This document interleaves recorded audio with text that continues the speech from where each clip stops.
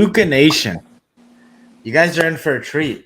This is probably the last live episode that we're gonna do before Cage is on vacation.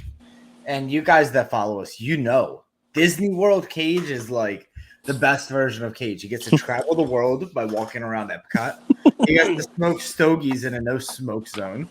That's right. He gets to eat as much as he could possibly want. Root beer, ice cream.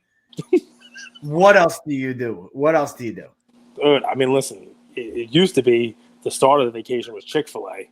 That was before they had it in New York because they have it in the airport in Orlando.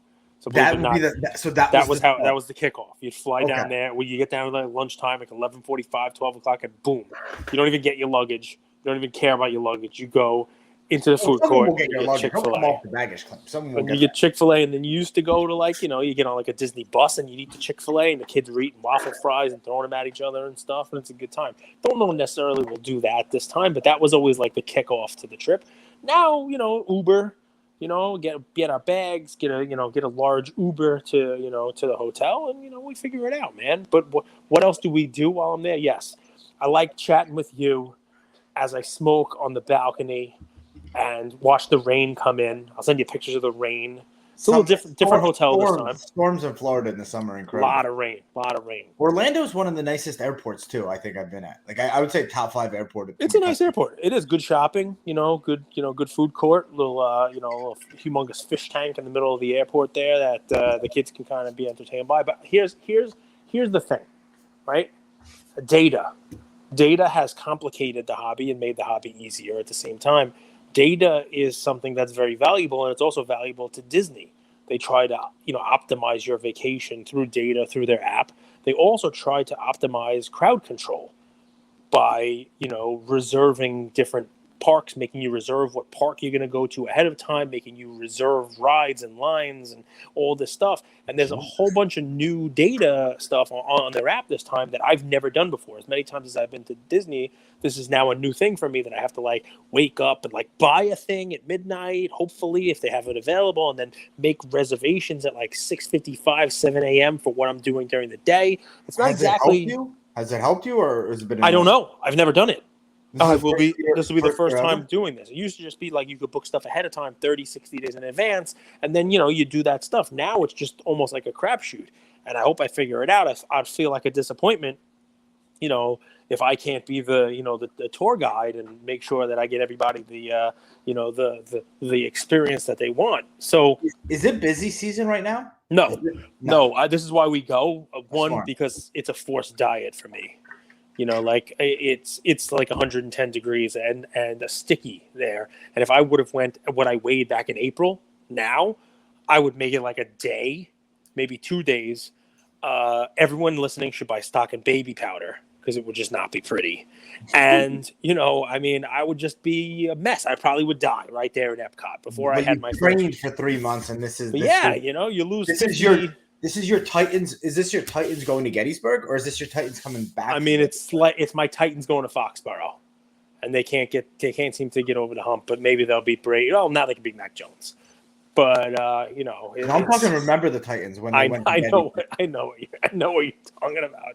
I'm making a lot of men fought good battles over there, and we're still fighting that same battle here today. What it is, it's a forced diet, and also a lot of the schools are closed across the country. A lot of schools are back open.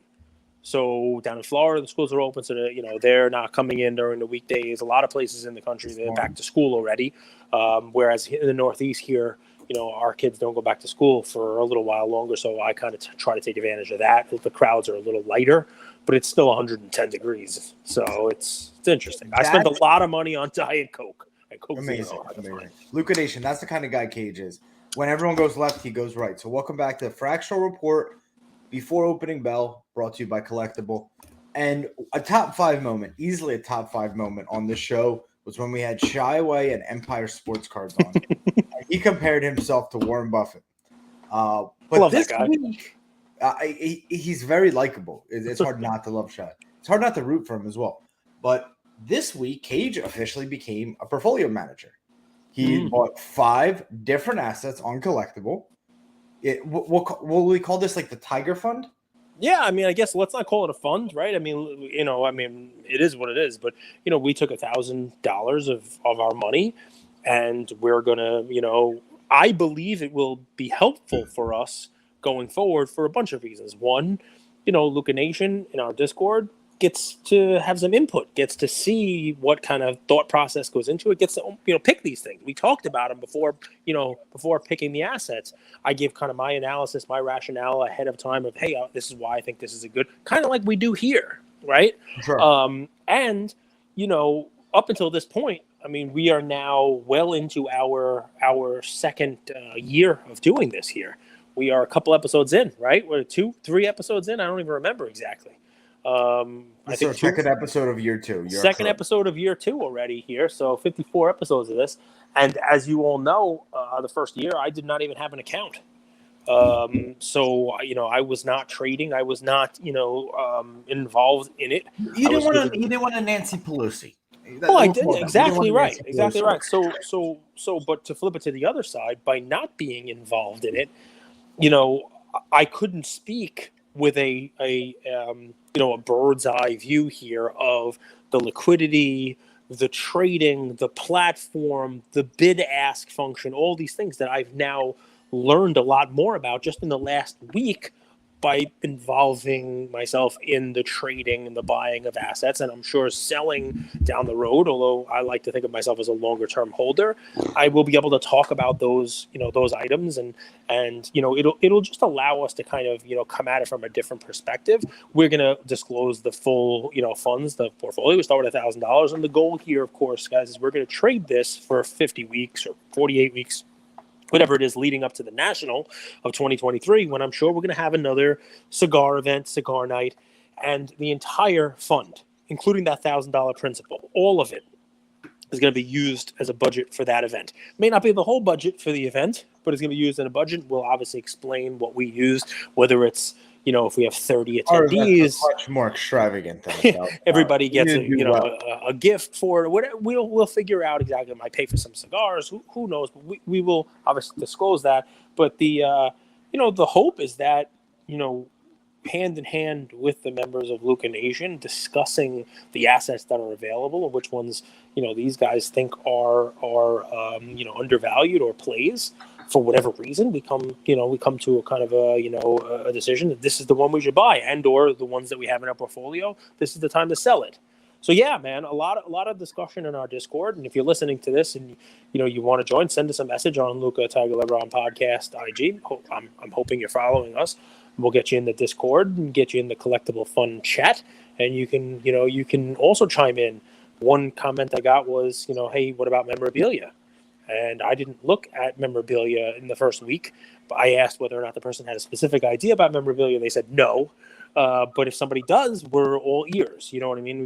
We're open to memorabilia. And if you look at this week, which I don't want to jump into the data yet, memorabilia were the top 2 performers of the week. So I'm nothing against memorabilia. 2 questions. What have you learned from buying and selling on Collectable for the first time? And are you dip buying Tatis, or do you think that there is more downside there? 2 questions. Maybe. So I did look at the Tatis. I don't believe that he is a play, just yet. I don't believe there's any upside catalyst for him anytime soon. And that's part of the problem. You know what I mean? Like, he's not going to play at all this year. He's going to miss the playoffs, assuming they make the playoffs, and he's going to miss the start of next year. So you're not going to have him talked about in the run-up of next year, any hype that comes into it next year. So it's a difficult thing, to find a bottom on him. I may even use your strategy and wait to see a turn and kind of buy as it's up instead of trying to call a bottom and missing it. So not on Tatis. What did I learn? What I learned is it's fun. What I learned is it's a legitimate platform. What I learned is it's pretty easy to use. And I'll take it this way. If there is a liquidity growth, if there are more users, if people start trading on the platform and get involved, if Collectable is successful in what they're trying to do, which is bring more users into the platform and thereby create liquidity because there's more people trading these assets, it will be a very interesting way of trading the higher end assets that are out there.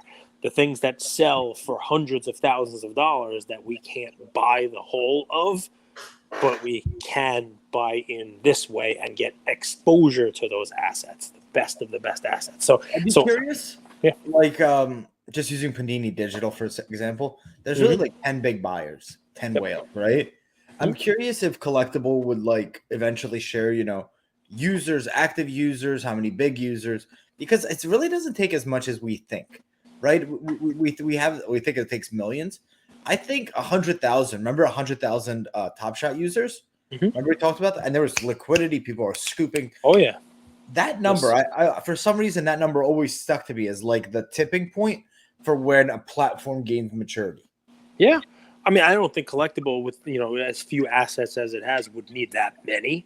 But yeah, I mean, it'd be interesting to kind of, high level have that data, how many active users there are, how many total users and that kind of stuff. It would definitely be interesting. Let's talk today about the 5 things you bought. Let's start with the Hank. You bought a Hank Aaron card, right? Can you, take your time Easy.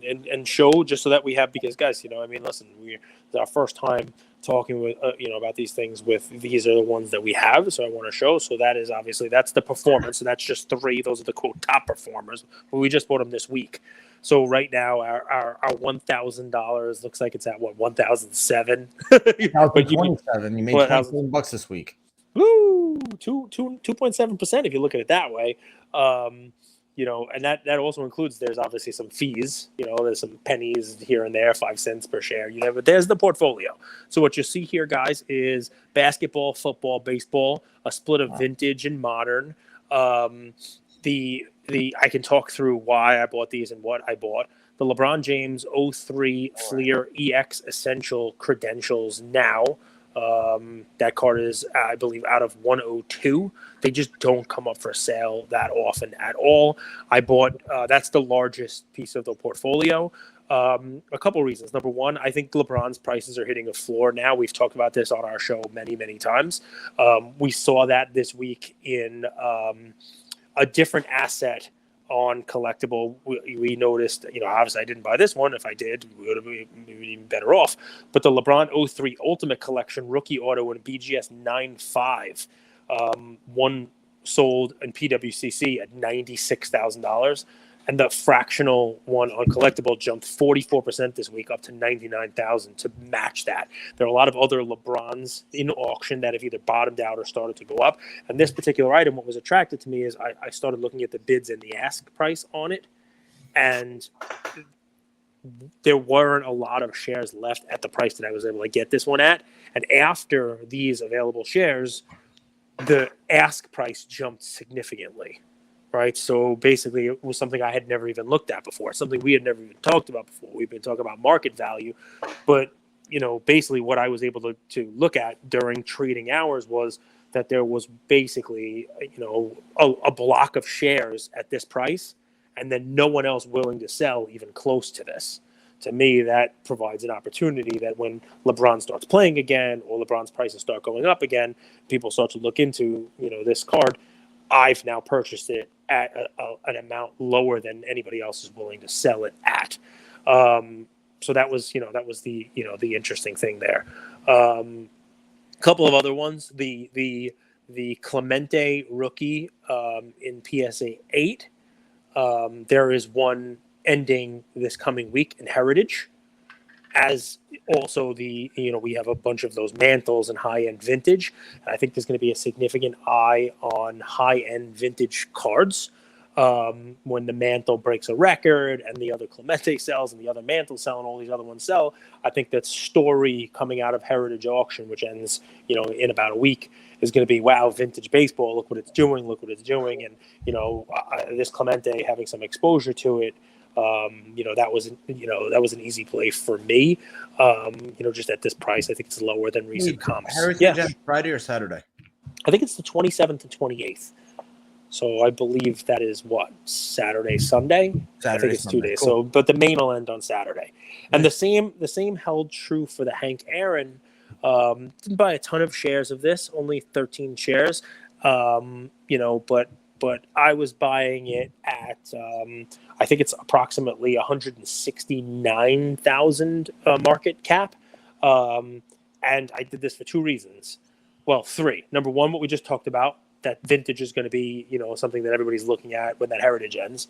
Number two is PWCC just had a PSA 9, which never sells, but PSA 9 sold for like $750,000, a set of record, like 720,000 or whatever it sold for. This is an 8.5, it's not a 9, but when you compare, there's not that many 8.5s. You get down to 8, it's a different story, but there's not that many 8.5s. Yes, it's a notch below a 9, but if a 9 is $700,000, does the 8 at 160 something become a bargain? I thought yes when I saw that comp, but more importantly, I also saw a comp at I think it was REA. Yes, REA sold an Aaron 8.5.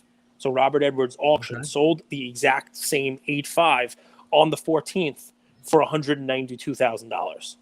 So a comp this week, literally days ago, at a 192 when the one on Collectibles in the 160s. So three reasons, all pointing to that this particular item on Collectible was lower than recent comps, lower than, obviously the 9, which set a record. And, it's going to be one of those cards that I think folks are talking about. So that was that one. I also, I was looking for comps, right? So the Tom Brady Contenders Championship ticket rookie out of 100, there was one ending in PWCC this past week. It ended on Thursday night. It sold for lower than recent comps. Recent comps are 1.4-ish. This one sold for 1.2, but I noticed the one on Collectible was below 1.2. It was 1.1 and change. So I purchased some shares, not a lot, 30 shares of this, $100-something worth, but 30 shares of this because there were not a ton available under the 1.2 number.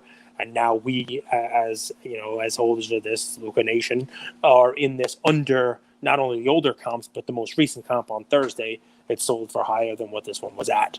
And Cage, real quick before we jump to the next. Please. Contenders versus the regular ticket, the 1 out of 100 versus the base. Talk to me how you know which to prefer. Like if someone's out there deciding, I believe there is the base one out of this is on the site as well, right?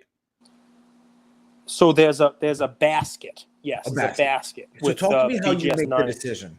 Talk to me how you make that decision. So it's personal preference, right? And there was a PSA 10 that sold for a lot in the PWCC auction also, because there's not a lot of PSA 10s of this card.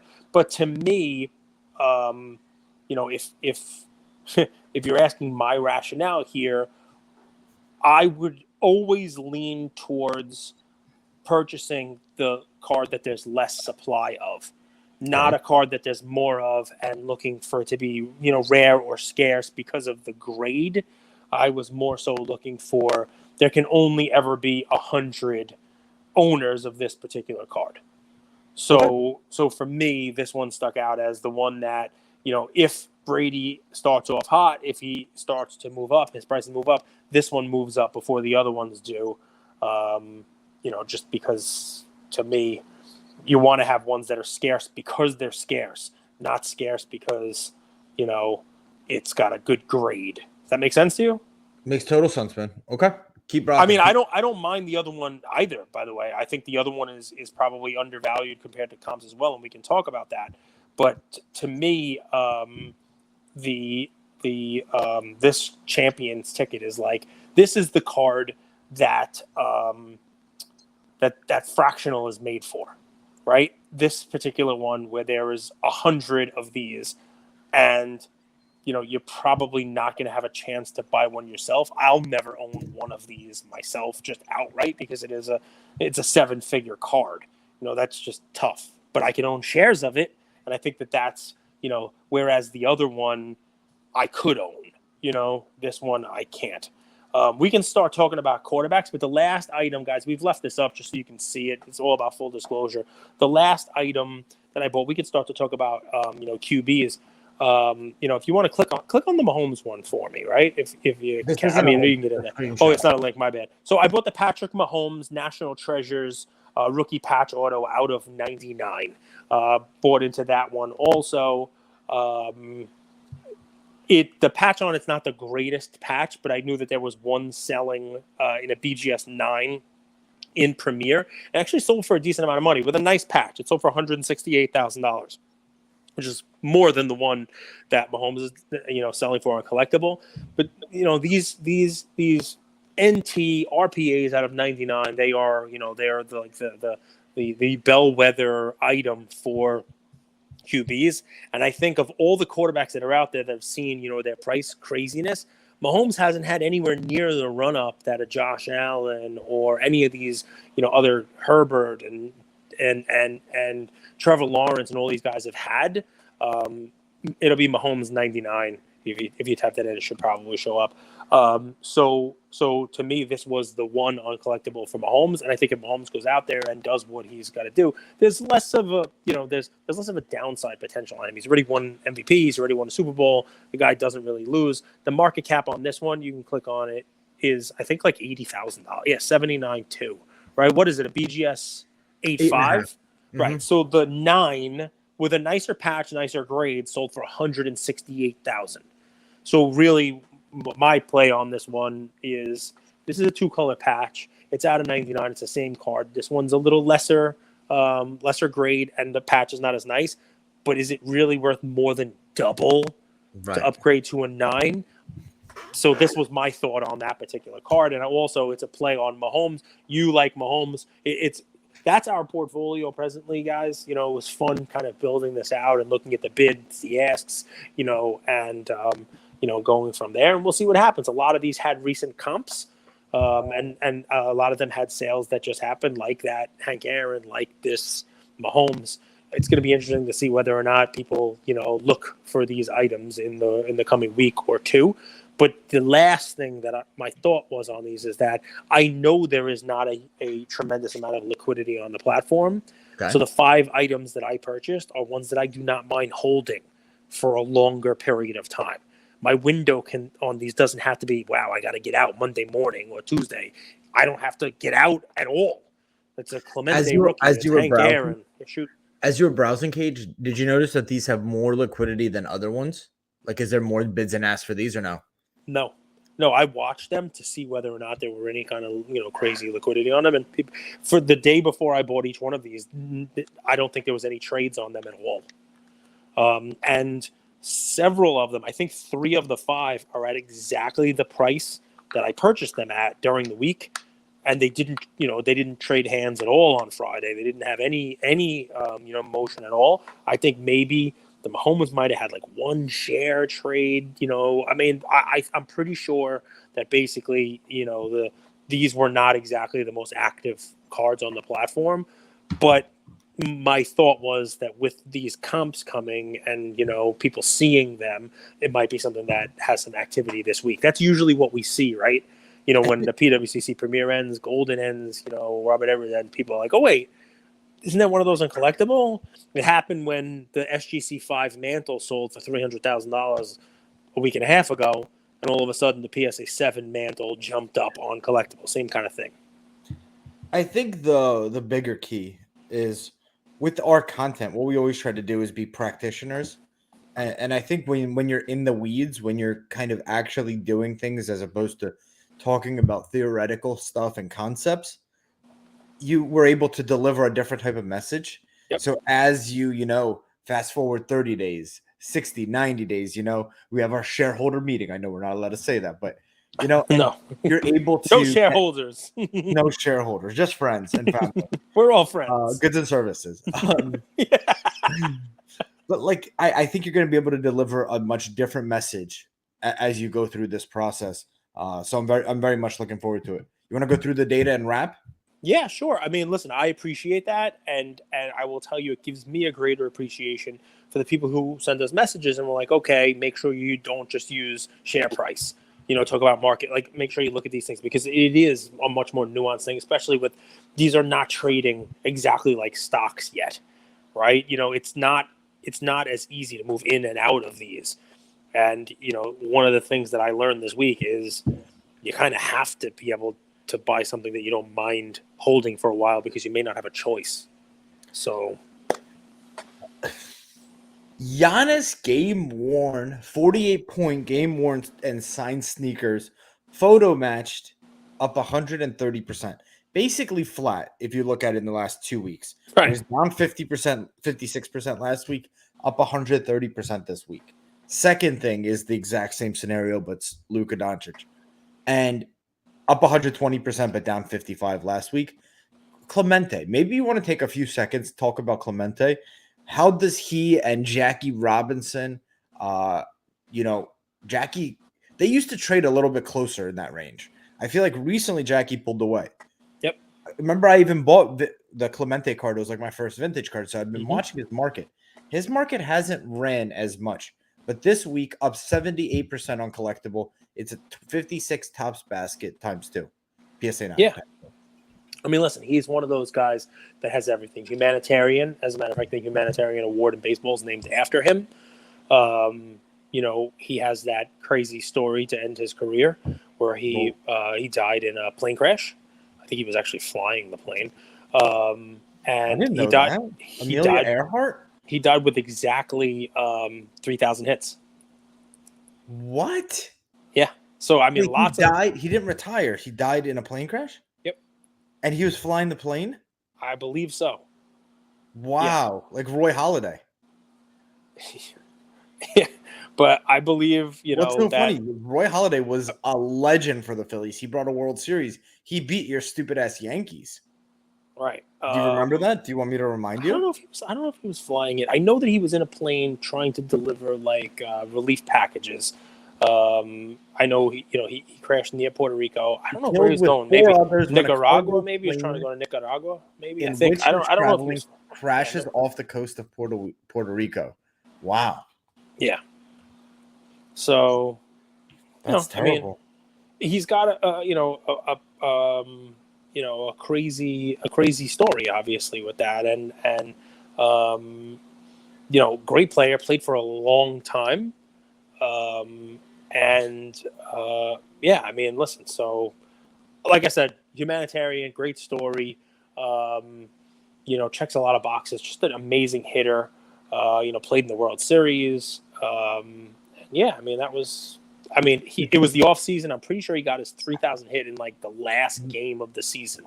Cage, you're shockingly accurate. I fact checked everything. I was fact checking it. I was about the fake news. I have a fake news button right here. I was about to do it, but everything is spot on. He's the only player with exactly 3,000 hits. Fascinating. Cage just pronounced all you guys. All right, top 3 decliners. 50. I mean, I don't know. I don't know if he's flying it though. Like he wasn't. Okay. He wasn't flying. So fact check me. I don't think he was. When you're in the air, everyone's flying it. You've seen Soul Plane. So I mean, listen. It's no, I haven't actually, but I know what that is. I mean, it's pretty nuts, and I'm pretty sure he. I mean, listen. I could be wrong here, and I have a friend who's a huge fan. I'm doing it disservice. The plane might have crashed on New Year's Eve. No, it might have crashed on New Year's Eve. Like he might have been like flying a humanitarian mission on New Year's Eve. It might have been. Yes. Tragically, this is because he died in a plane accident on New Year's Eve that year on his way to help earthquake victims in Nicaragua. Clemente has exactly 3,000 hits and no more. By the way, that article was written by Cage Lawyer, so I don't know if I can remember. Yeah, I fact checking myself. www.cageLawyerNBATopShot.com. Cage fake webpage is to factcheckhimself.com. Great defensive player too. Led the league in outfield assists many times over. I don't know how many, but like outs from the outfield. That'd be cool if that was a real stat that anyone ever cared about ever. Wow, I care about it. I mean, now you talk about like wins above replacement and like runs saved and all these sabermetric stuff, right? That's definitely. But who are they replacing this imaginary? Who's this imaginary player they're subbing in? Because I could create I've been in Excel a lot more tracking my portfolio. I could do whatever I want with the data. Wins above replacement, I'm putting, Listen, I'm sure they've made movies about the guy, but forget about like this. There are movie type of stories for him. Like everybody loves a natural. He knocked the cover off the ball. That's fake. That's fiction. But there is an at bat where he was pitching against. He was hitting against Bob Gibson, who was, one of the great pitchers. I mean, we've seen his stuff. And Gibson threw one in tight and knocked Clemente down, like just knocked him down. And later in the at-bat, I don't think he did it on purpose, right? Because if he's this good, then that would be amazing. But Clemente hit a line drive back up the middle and broke Gibson's leg with it. Yeah. Yeah, I mean, it's just one of those scenes that you'll get in the Roberto Clemente Cage is movie, made for Disney World. Well, that's not exactly a Disney movie, Like, I mean, well, let me see. It didn't happen. That's a fairy tale. It did happen. It did happen. Okay, do me a favor. Go on your Googles or your Duck Goldberg and just type in Clemente breaks Gibson's leg or something. I don't know, but I'm telling you, Lewis Cardinals ace. Bob Gibson. St. Louis, not Lewis. No, it says Lewis. There's no St. Louis Janu. Lewis Cardinals. St. Louis Cardinals. Cardinals. Bob Gibson suffers a broken leg when he is struck by a line drive hit by future Hall of Famer Robert Clemente. Wow. I'm telling you, man. He brushed it back and he hit a ball back up the middle and broke the pitcher's leg with it. Again, not saying he did it on purpose. I'm sure he didn't. But there you go. I mean, that's listen, there are people who really talk about this guy like he was the greatest to do it. You know how sometimes I'll talk about like Bo Jackson. We missed out on, his career. He could have been great. He was an athletic freak. But I mean, like, people claim that if he caught a ball, deep into the outfield, 350, 360 feet, however many feet it is out there, warning track or close to it, he could throw on a fly to home plate and get a runner out. Like this is what they're claiming. I mean, I did not see him play. He passed away. I know you think I dated Martha Washington before she met George, but this guy died several years before I was born. So, but yeah, I mean, listen, part of collecting is that, the iconic nature of the player, the stories that are attached to him. And, as you start to go down a rabbit hole of Clemente and start Googling him, you'll find more and more of these stories.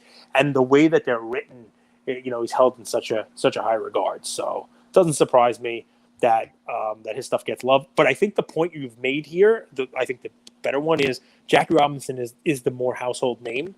And before last year, Clemente and Robinson, they're both taught about in school. I mean, the kids, they know about both of them, but everyone jumped on the Robinson bandwagon.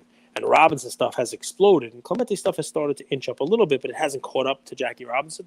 So there may be a play in Clemente's cards. I mean, Robinson stuff might have also got a little ahead of itself and may come down, and they may meet in the middle, Thank you for that compliment. I don't think I made any good points this whole episode, but it's always nice. An ego stroke always feels good. This guy. This is the last week without football, right? We're going in next Sunday's the 28th. That will be the final week, and then it's football season, right? We're into September. Yeah, I think so. I mean, I don't know if they expanded the the preseason at all. I know they were talking about doing that. NFL season starts. I mean, I don't know. It's usually beginning of September. It's been a long summer without sport. I don't know if you guys felt that too. I was watching a little soccer today, but it felt like just a dry summer. Not a lot going on. We were supposed to have the World Cup. We didn't have that. So we're at Thursday the 8th. Thursday the 8th. Okay, so 17 days away. 2 weeks. 2 weeks and change. Any final words before we wrap, Cage? There's not a ton of IPOs coming up. Yeah, man. Listen, data-wise, the Tatis you talked about is down. If you're a hockey person and you want to get involved in hockey during the offseason, that Ovechkin 05 The Cup 4-color RPA BGS 95 was one of the top down items this week, down 56%. An interesting little note from Collectable. One of the items that was exited, just to kind of show how this stuff works, right? It's not always like, oh, it's an exit. And, last year the market was frothy and high and everybody who bought last year is silly. And look at all the buyouts. It's not the case for every item. There was a 1950 Bowman Autogram PSA 9. Right? It's a weird looking card, dude. You can take a look at it. He's kind of like, it looks like he's dancing with the football, but he's really throwing it. But that's what they did. They didn't have the same kind of photography. It's an art card. It's drawn. In April, that card was bought out on Collectable for $70,000. and the same card was just sold in Mile High. Same exact card sold on Mile High for $139,473.39, meaning double what it was taken off the platform for in April. So, it just shows the opportunity that's there with vintage on collectible with when they have the right items. So that's just, it's a fun one. We talked about the Hank Aaron. One of the other cards, you guys know, I'm a holder of, not on the fractional, not on collectible here, but just, I own one myself. The Joe Montana rookie card. So we'd be remiss if we didn't spend a couple seconds talking about the comps on this. PSA 10. 66 was the last sale, right? 69 at 69. PWCC with an E, so that's with the eye appeal. But also this week on the 14th, one for $63,000 at Robert Edward with no designation, no eye appeal. The one on collectible is down 13% to $61,750. So it's it's definitely below the REA and even lower than the PWCC one. I think that's a card that someone who owns 3 would buy a 4th to protect the floor. Someone who owns 1 would add a 2nd one. It's a guy he's in that, like, I know we go Mount Rushmore of 4, but really 10 to 12, like Montana is like that guy, like that all-American guy. I think the pop is 100 on this in the PSA 10. I think it's less. Less. Well, no, it might be 100. The race is less. The race I say is less. that because I find it very difficult to see this card fall below 60. Just the way it's been moving. I've been watching this card for a while. You could think of this card in a way out of a 99 card, right? Like kind of similar. It'll trade similar to that. There'll be support. There will be people coming in and buying it to protect their investment. I think this is a strong play. I think this. If you didn't own it, I'd be surprised if you didn't put 3% of the portfolio into that, 5%, 10%. Yeah, I mean, I like the card. I do. Obviously I'm a fan of it. And yeah, we talked about a bunch of the other cards that moved. Trying to think of what else. Anything else? Your IPOs you want to go through really quick? The Fisk Waves It Fair, Home Run Ball. I think these are all the same IPOs from last week still. Like I think in-app. Those are the ones that are available. Carlton Fisk, Wayne Gretzky, Michael Jordan 1985, dead stock sample with box. I could pull it up. I'll see if it's available. And then the really exciting one is the LeBron James game worn photo match jersey. Yep. Market cap's $90K. IPO open is the Tatum Flawless Gold at $56,000 with 18% remaining. There you go. Let's see if you go. Jordan dead stock. I don't know if they have a photo of it.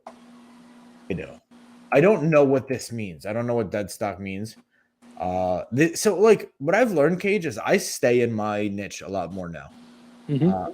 It's tempting to go and branch out, but I think jack of all trades, master of none. So like I don't really mess with this stuff. Although this is kind of a cool show. Oh, it's awesome. Maybe you guys will tell us in the Discord group what this means. So this is the 1985 Nike Air Jordan 1 dead stock player sample with box. Cool. Yeah, I mean dead stock, right? It's just like a discontinued, right? Cool. Yeah. Love you, Luca Nation. That's another episode. Cage, you're a legend. That first 20 minutes as you're going through the 5 assets, it's your element. I love when you're kind of like in your zone, just riffing on stuff that because people don't realize you have years and years, decades and decades of not only knowledge, but experience. And I get to see it, 100% of the time. Our Luca Nation probably gets 20, 30. So when you go on those kind of like, I would go back and re-listen to the first 20 minutes again. Appreciate that, man. It's fun, and I hope to bring the same kind of stuff next week as well, as we see how these things trade and whether or not we're still on the same items or what. Thanks, everybody. Peace. So thank you all for listening to another episode of Lucas, Tigers, and Bronzo My. I wanted to tell you about a new service that we have starting as of today, and I'm really, really excited to bring it to you guys. So as a part of our partnership with SGC, we got 50 free submissions every single month. And many of you have taken advantage of that. And it's amazing that we could have the opportunity to 650 episodes, 675 episodes in, to go ahead and give back to our community. As people were sending those cards in, they asked, can we send 5, 10, 20 more cards to you guys? We'll pay for it, but we wanted them graded with SGC. You guys know SGC is turning cards around in 13 to 14 business days, have incredible customer service, and their secondary market values are going up day after day after day. And that's exciting for the hobby and exciting for the grading landscape. So we didn't want to just rush into it. We wanted to do it right. And what we did was I relocated here to Boca Raton, Florida. I opened up a P.O. box maybe 5 minutes away from SGC, and I will be hand delivering and hand picking up the cards. So you don't have to worry about anyone else touching your cards. It will be me, and I will update you every step of the way. So here's how it's going to work. I'm going to personally pick up the cards from a P.O. box, prep them, new card saver, new penny sleeve, and deliver them to SGC every single Tuesday. Why Tuesday? Well, it lets the stragglers over the weekend come back through on Monday and gives me a day to prep, and it basically gives SGC the entire week to work on grading those cards.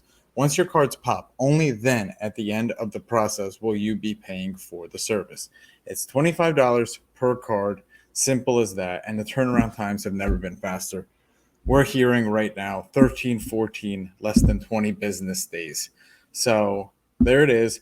9170 Glades Road, number 135 is the P.O. Box in Boca Raton, Florida, 33434. 9170 Glades Road, number 135, Boca Raton, Florida, 33434. Of course, you could shoot me an email or shoot me a text anytime, and I'm always available. Many of you already have my email. It's iamandrewgoldberg@gmail.com. or my cell phone number, 215-519-9154. Reach out with any questions. I could walk you through the process. I've hopped on the call with quite a few of you, and I'm happy to do that. Love you, Luca Nation.